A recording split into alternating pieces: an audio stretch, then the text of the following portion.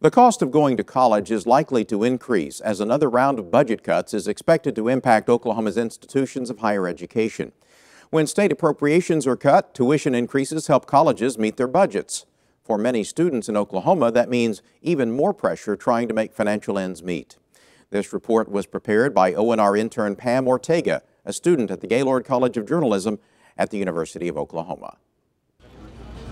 ¿Algo más que les traiga para empezar? Serving chips and tennis balls, OU sophomore Myra Garcia works 2 jobs to pay for college. Myra is a secondary education major from Oklahoma City. She coaches tennis to high school students in the afternoon and works evenings as a waitress. I don't think it should be this ridiculous amount of money that we can't pay, because if we want students to want to better themselves and want to pursue an education, how can they do that if they literally can't afford it? Even with scholarships from the university and the state, the rising cost of higher education has forced many students like Myra to juggle school and work. That makes them question whether college education is worth the effort. And you have bills and you have rent, and it all adds up, and then it makes you really think about the pros and the cons. And I think it's worth it just because I feel like education is important, but I can see why a lot of people, might not think that. Myra is not the only student who thinks college is overpriced. Norman sophomore Skylar Cahoon is a civil engineering major. He has a work-study job at an OU student services program. I find it really expensive because I don't feel like a lot of that stuff is necessary. According to the OK College Start program, tuition and fees for a research university like OU or OSU was $8,328 in 2013 to 2014. An increase to $8,667 for the 2014-2015 school year. Regional universities like East Central or the University of Central Oklahoma, tuition and fees was $5,663 in 2013 to 2014, an increase to $6,035 for the 2014-2015 school year. The state's appropriations for higher education decreased 4% from 1980 to 2014. During that time, costs for students have gone up.